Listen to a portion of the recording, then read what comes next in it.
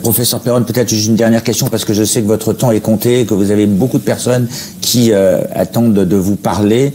Si jamais vous aviez un message à lancer aux Français, aux auditeurs, François. Je dirais à tous les auditeurs, tenez bon. Je pense que 2025, ça va vraiment être l'année du renouveau.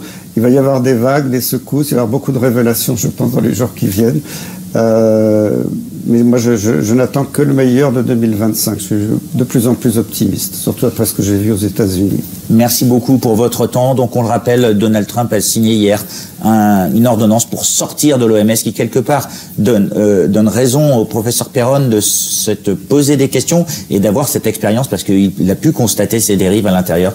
On a vu donc des actions. Il a signé d'autres ordonnances qui sont très importantes contre, on va dire, l'interférence des agences fédérales dans la liberté d'expression. C'est ça qui donne espoir, c'est ça qui donne espoir à François.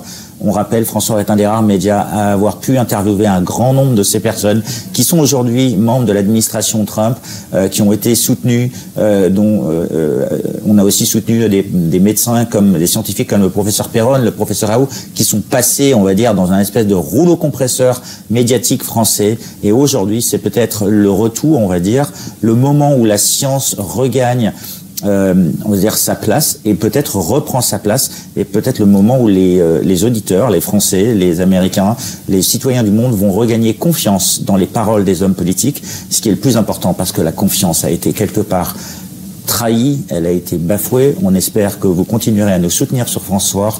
Si on est aux États-Unis, c'est avant tout pour vous donner l'information pour que vous puissiez vous faire votre propre opinion parce qu'on n'est pas là pour vous dire ce qu'il faut penser. On pense que vous êtes suffisamment adulte, que vous avez suffisamment de connaissances et suffisamment intelligent pour pouvoir vous forger votre propre opinion. Merci beaucoup de nous suivre. Je vais rajouter juste un petit mot de la fin parce que j'ai oublié de dire, parce que j'ai pas eu le temps d'en parler avec Kennedy hier parce qu'il y avait beaucoup de monde, on ne pouvait pas faire des grands blabla. Mais récemment, il a fait une interview avec Chris Newby, cette femme qui a révélé tous les dossiers secrets des archives militaires sur la maladie de Lyme chronique. Et Kennedy a dit publiquement, il y a quelques semaines, que la maladie de Lyme, la bactérie, était bien une arme de guerre. Donc j'espère aussi qu'il va pouvoir faire le ménage dans cette désinformation et rétablir la justice pour tous ces malades qui ne sont pas pris en charge et pour changer toutes les réglementations pour interdire l'existence de la maladie de Lyme chronique. Donc du fond du cœur et pour tous les malades de Lyme, je pense aussi que c'est un espoir. Et pour tous les médecins qui soignent, oui, on va dire, sûr, parce que, on va dire, c'est toute une communauté d'individus qui ont été montrés du doigt, pointés du doigt, marginalisés et affectés. Vous faites bien de le préciser. Merci beaucoup à vous tous de nous suivre.